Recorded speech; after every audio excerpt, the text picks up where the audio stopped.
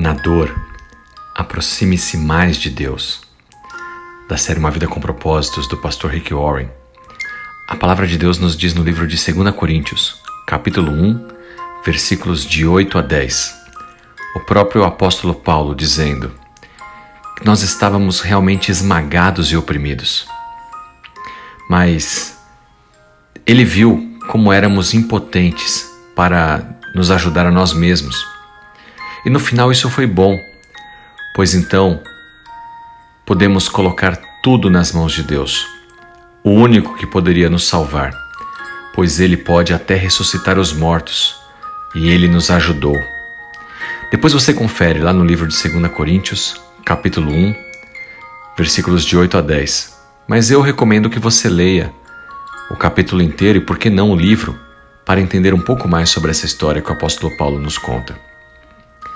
A verdade é que, quando algo doloroso acontece com você, comigo, nós temos uma escolha.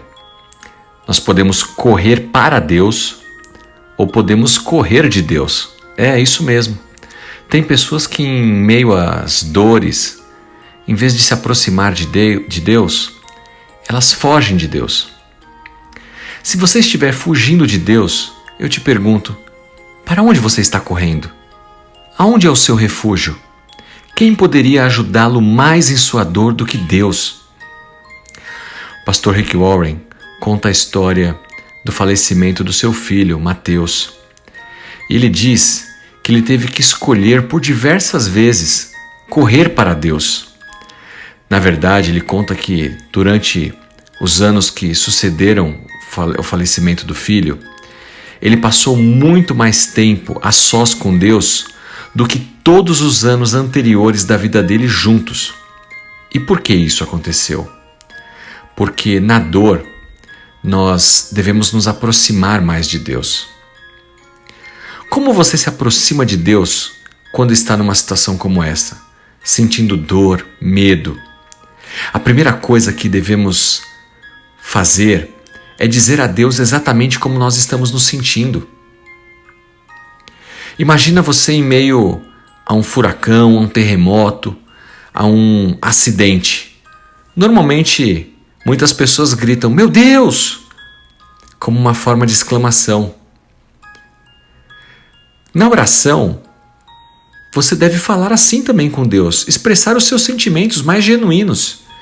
E não porque Ele não saiba, mas porque Ele quer ouvir que nós reconhecemos os nossos sentimentos, como nós estamos naquele momento.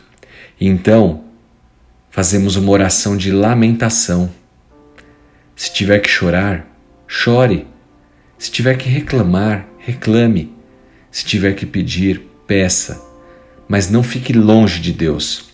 Se aproxime cada vez mais dele. Nós precisamos aprender a adorar a Deus em todas as fases de uma situação, de um problema que estejamos vivendo, inclusive de um luto. Nós usamos a oração para expressar os nossos sentimentos, para descarregar a nossa tristeza, para lutar contra essas emoções. Entregamos tudo no altar do Senhor. Você deve pedir a Deus para usar essa dor na sua vida para o bem. Não suprima as emoções, não tente vencê-las sozinho, mas peça a ajuda do Santo Espírito de Deus. É isso que o apóstolo Paulo diz no livro de 2 Coríntios, no capítulo 1, de que eles estavam esmagados, oprimidos, se sentiam impotentes.